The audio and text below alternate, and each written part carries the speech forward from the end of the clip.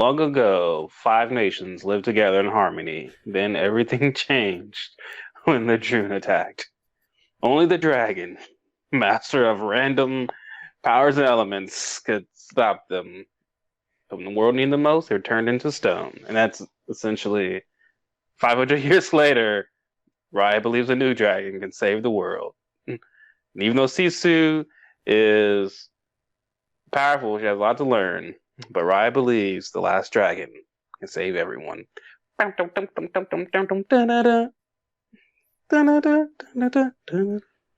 the greatest movie synopsis I think I've ever heard.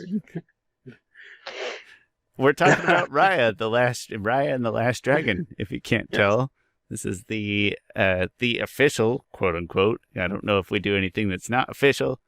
Avatar: The Last Podcaster's review of Raya and the Last Dragon. Chris, the way I set this up is I put all your ratings on one slide, and then I put all my ratings on the next slide. Good. I figured let's spend way more time on yours, which will be intelligent and thought out, and then I'll give mine as an afterthought, and that'll be our Raya and the Last Dragon review. Sound all right? Sounds fine enough. Excellent. All right, so with so first off, with story, the story was fine to me. I guess the story was good. There's certain moral to the story that I thought was done well enough. I think it contradicted itself often. The moral of the story is that the story has to keep trusting in people, trusting humanity, and that's the way that we're going to have a better future, better world if you continue to try and trust people. Now, the thing is, throughout the movie, so they contradict that so many times. I mean, by the end of the movie, you get that point is reinforced, but throughout it, just like, no, I'm not sure I'll be so trustful of people. I like the sentiment of it. If you look at it as keep your trust in humanity, not necessarily keep your trust in an individual person, I could really buy that along with the story, which I think that's kind of what they're going for. Because to me, I don't have that type of patience for people. Like J. Cole has a rap lyric that which it's like a same thing as a quote that people say, right? Like, fool me once, shame on you. Fool me twice, shame on me. J. Cole's lyric is fool me once, shame on you. Fool me twice, I can't put the blame on you.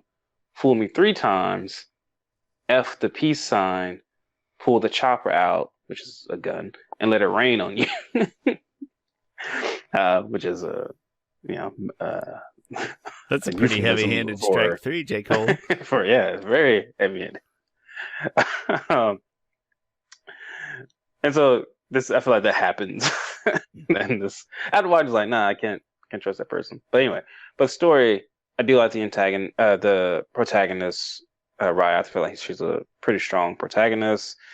I like her connections with the father. She does have an arc herself, so that's done fairly well. But I think the moral of the story really pushes the most, so it gets an 8 out of 10. That's his emotion. The emotion was fine, which I think was serviceable, and it really, I think, kicked up a little bit there towards the end. It's a couple different reunions, and I think Raya's father, who is voiced by, I want to say Daniel Day Kim is his name. He is the voice. He's done several voices in Avatar series. He voiced, I think his name was General Fong, who in the episode The Avatar State, where he tries to get Aang to go into the Avatar State. The guy who's supposed to be on our side, but he's also a jerk. Yes. He also voices Hiroshi Sato, Asami's father. So I really like his voice. He's my choice to play Fire Lord Ozai in a live action version. So hopefully he gets that chance. He's worked with Mike and Bryan. Well, Mike and Bryan is no longer working on the live action adaptation, but he has history in Avatar. I think they would be foolish not to hire him if he wanted the job. But to me, he has like the cheekbones of Fire Lord Ozai. like when you first see Fire Lord Ozai, it's a really interesting look because he looks so regal, right? Like this is the first time we see him. Like you're expecting like the toughest looking BA guy, but instead he's like he has very slick hair. He has like dominant features and stuff. He's if you didn't know any better, he would just be like a handsome looking man. It's a But very upright look. Yeah. Anyway, emotion gets a 7.5 out of 10. All right, action. Really, there's only like 2 action sequences in here, and it's really the same 2 people. It's Raya versus what is her name again? Namari? Namari. Am I saying that right though? Perhaps. Perhaps which I think, those fight scenes were done, fairly well. I really like Raya's weapon. I like the difference kind of between the two and how the two fight. But they were just okay at the sequels. I wasn't ever just like giddy with the action. Like I can always kind of sort of an out of body experience when I witness like great action. Like I think to myself, wow, this is really good. I'm enjoying it. Like there's a certain adrenaline push when I get good action. I didn't get that at all. And so action gets 7 out of 10. On to comedy, I think I really only found the well, how did Raya describe the baby? I don't remember, but I'm gonna agree that a crooked baby. No, no, man. There's some. You're essentially referencing a single line. Yes, it's a single line, yeah. but that's what I call it. I forgot. Anyway, that baby was funny for a few scenes. On the flip side of the comedy, sometimes comedy can backfire, and I feel like sometimes it does that in this movie. Especially, they use a lot of modern references or modern phrases and stuff. Yeah, which that takes me out of the movie because they're trying to be funny with it, but it's not one funny. Where the big fella says something about like I'd like to join you in this butt kickery, and it's in like all the previews and the commercials, and it's not funny at all. It's not. Yeah. And it shops. I've heard it 100 times, and I hate it every time. Yeah. But yeah, that was all right. So I think comedy's kind of a detriment. So 6.5 out of 10. Acting, I thought everyone's fairly serviceable. I like the actress who plays Raya. Of course, I like Diane Kim. Although he wasn't in it all that much. Honestly, wasn't. You probably did not like Awkwafina, but she was serviceable. She has such a. It's gonna sound rude. Peculiar, I guess, is better than what I was gonna think of. I was gonna say annoying voice. But sometimes annoying voices are annoying for a reason. Like to an effect, to an end. Yeah. Annoying, like it matches. In her defense, annoying's not the it's not the right. I think peculiar. Yeah, is fine. I'm not gonna bash on Awkwafina, who is a tremendously talented human by any means, but yeah, there's something about like the oddness of the voice having an ends. Yeah, but she sounds like she has a tiny little frog in her throat that's not bothering her. Do you remember the movie Bolt? There. She sounds like the cat in Bolt. Do you by chance know who plays? I do not remember the cat in Bolt. I just remember that Miley Cyrus voice, the girl in Bolt. I like Bolt. Bolt's a good movie. I'm gonna find out who played the cat just because I'm curious, but it's not important. But I'm gonna find out. That was a good movie. I watched it in theaters. No, I didn't watch it. I watched it at my anyway. Not important. All right, so acting fairly serviceable. Gets 7.5 out of 10. Directing, I did not put a 9.5. That must have been a mistake. Was it 8.5? I think it was 8.5. It could have been. This isn't that great, Shawn. Now, in my defense, the way that you sent over your ratings was borderline illegible. That's fine. That's 2, 3, 4, 8. You did an 8.5. Yeah. Okay. I thought the animation. It's great animation, no doubt about that. Some of the scenes with the water was absolutely great. Like it had this good realism sense to it. But I am admittedly getting bored with Pixar and Disney. This wasn't a Pixar movie. I'm sorry. Um, Same difference. I'm getting kind of borderline bored with Disney animation, which I'm so happy with new movies coming out like Spider-Man Into the Spider-Verse or Mitchell's versus the Machines or the Lego movie. Those things that I think are just pushing the animation genre forward, and they're not just resting on what's worked in the past. Like it's new and inventive, and so but I still can't complain about the animation. It's because it's good animation. It's just not I don't know, all that thrilling. It's just like Disney. It's Disney's Pixar look of Yeah, 3D models and characters and yeah. I will say I do love the character designs. Um, the dragon character designs are okay. But I do love Raya's design. I love a lot of the individual characters' designs. Even though one of them is a complete ripoff of Korra, and we'll get into that later.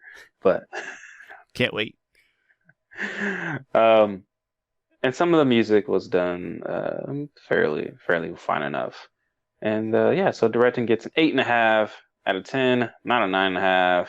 Come on, I did do the math. I got your number right in the sheet, and your math checks out here. So it's just literally me making a typo. My bad. Okay, that's fine. Which I watched Coco the other day and cried again. Gets me every time.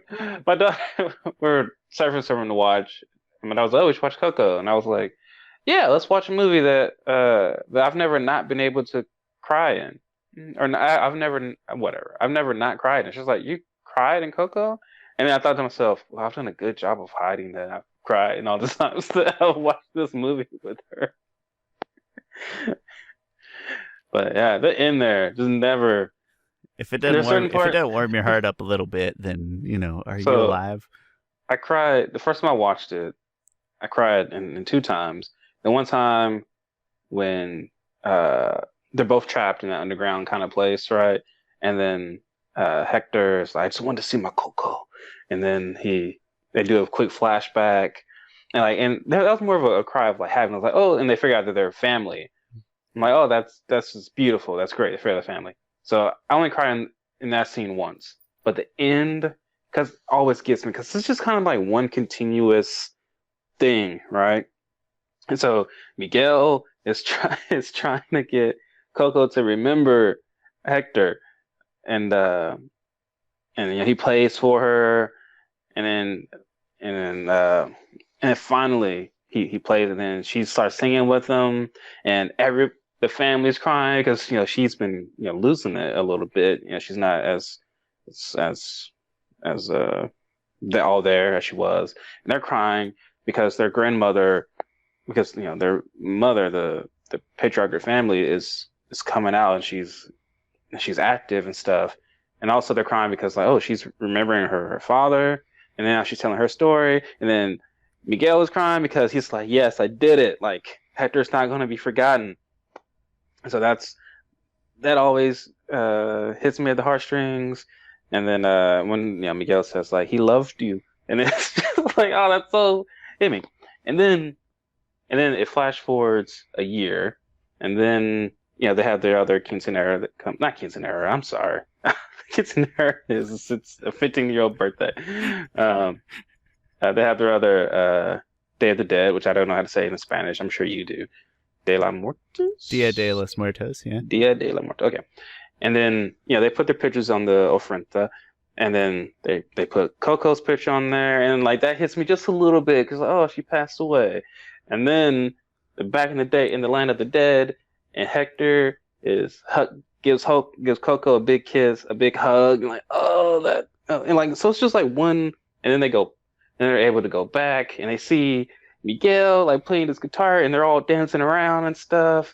And then Hector takes like a ghost guitar from them. They're all just having this nice, happy time. And Coco's with her daughter. The whole thing just freaking wrecks me every single time. It's just like a hit after hit. Like I remember sitting in the movie theater. For some reason, I'm sure I took the day off because I do this. I used to do this all the time. Just take the day off and go see a movie. I was sitting in the movie theater by myself. It was the middle of the day. And I was just like crying, just just tears coming down my face, just alone sitting in the movie theater to a point where I'm just like, am I crying this hard? Like, it's not that I don't. It's not that I'm ever startled that I'm crying in a movie because I cry in plenty of movies. It's just that how. So I started like laughing to the point of hysteria. Like, I can't believe I'm crying like this, and it was a crazy, surreal moment. Anyway, Then some go watch guy Coco. comes in to sweep the floors. Is like, "Are you okay?" Yeah, I'm like, yeah, I'm okay. I'm okay. Right now, you're like Will Smith pretending that he's not crying in The Fresh Prince of Bel-Air. That's what you are right now. Hey, if you don't feel something during Coco, you probably just don't like to be entertained at all. But tremendous movie. I don't remember how we got here, but go watch Coco. It's amazing. I think I was talking about the animation. Because I feel like the animation, even though Coco is a Pixar film, I feel like they took the animation up a notch some because there were just certain scenes that just jumped out, like that bridge of the Day of the Dead, seeing Miguel play the guitar and how much emphasis they put on the actual movements of it. A lot of it was done so well. Anyway, go watch Coco. The depiction of the afterlife in Coco is so much more interesting than any other depiction, Soul included. No offense, Soul fans. Not meant to diss the movie, but I thought Soul was fun. I never need to watch Soul again. I was disappointed because everyone hyped it up, and sometimes, I'm not gonna lie. Sometimes, the culture, the Black culture, will hype up something because we don't get a lot of stuff all the time, right? So when we get something, we're gonna hype it up. And so I watched it kind of after the fact. I was like, oh man, this one was kind of. It wasn't a miss, but my expectations. It's a fine movie. Weren't met.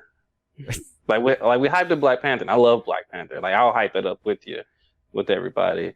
But sometimes we get one that we shouldn't be not. It's not that we shouldn't hype it up. It's just that let's be real about it. It's a big deal that it's in a Disney Pixar and it was a good, not great movie. I'll watch it again. It's just not. I mean, no. I would, but no. This depiction of the afterlife is. So I keep thinking of the Slumdog Millionaire skit from Aziz Ansari. Sorry, Chris, you must be hyped about all this soul stuff, right?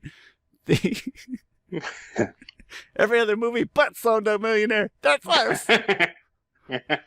We're white people. That's such a great skit. But you know what? The feeling I get from Soul is a similar feeling. This is my segue into how I felt about Raya the Last Dragon, is that there was a lot of hype. I was very excited, and I just came out like, okay, good. That's how I felt about the whole thing. So let's get into my ratings here. I was pretty big on the story. I thought it told a really nice story. Chris, I'm going to preface this by saying I don't want to demean your rating system that I have no credibility in. So I actually went to whole numbers. I found it slightly less like me trying to abuse your well thought out, well crafted ratings. So whole numbers for me. Story was a 9 out of 10. I thought that the story they were trying to tell, the lessons they were trying to tell, and you even said it, the lesson here being you trusting in an individual human, and that's going to braver and waken stuff, but you can't let that affect your big picture view. I latched onto that right away. Loved it. That was great. And that, I'm going to tie that into emotion too. It kind of hit me in a big moral place. Especially, we've kind of gone through a turbulent year, and this movie and some of its themes might be fitting for the year that we have gone through. Some of those themes of trust and humanity across the board. So it hit me right for those. Action was good, really good even. Where it was the in-between fight scenes. So, sometimes we lump it into fight scenes when we're doing Avatar things. But, there's certainly more to it, too, like escaping the Droon. Pronouncing that right. Some of those in between where it's not just dialogue or character interaction, but those other types of action scenes, I thought it did really well with those. Maybe just not quite enough of them. Comedy was just meh, very average. If 7 is like a C grade, mentioned a lot of it was forced, or that I didn't like. The baby and the monkeys were just like a plot device that wasn't really all that amusing to me. But sort of also lumping into comedy, general charm, it was generally charming in that, like, it would have been way worse, but if overall it just wasn't kind of so charming in a makes me smile way, I probably would have scored it lower. But it's not a funny movie by any means. Acting, I was not real pleased with it. I already kind of complained about Awkwafina. I think the big fella, I forget his name, but the big fella, I wasn't real crazy about him. So some of the... Too stereotypical. Yeah, some of the choices directorially and in the voice actors were not great, but there was nothing that was really bad that it was like off-putting. So I felt like 7 was appropriate there. And I really liked the main antagonist, whose name now I forgot, and Raya herself. I thought they were both good. Raya's dad, I really liked him. So by and large, good. Betty White was like a weird inclusion because it's really hard to see Betty White as a small Asian woman because it's Betty White. I knew it was Betty White. I didn't have to go look at the... You know it immediately, and you just... That feels out of place to me. I'm like, why is that? It could have been any cute old lady that's not... Whatever, it's fine. And then directing, I'm going to lump in some of these other sort of poor choices that are not poor choice. These things that I don't like in these other places, I'm going to lump into directing. And then I also felt like it was maybe a little too heavy-handed, a little too predictable, things like that I felt like that falls under the directing scope. Hopefully I'm not misinterpreting your use of these categories too horribly, but I felt like the missed potential sort of is where I put stuff under directing. So overall that left me at a 8.1. So like, it's still a good movie. I didn't love it, but I really liked it. It's a B- movie. I'm fine with that. Okay. And that's the Avatar: The Last Podcaster's official, super hyper official, very credible review of Raya and the Last Dragon. Hopefully we didn't spoil anything too badly for you. We'd love to hear your feedback if you watched the movie and or liked or disliked it. Chris, any final thoughts on Raya and the Last Dragon? No, because we're getting into a lot more thoughts. Yeah, if you want to see our full thoughts, you have to go watch the entire podcast episode. So go do that. All right, thanks for watching our review of Raya and the Last Dragon.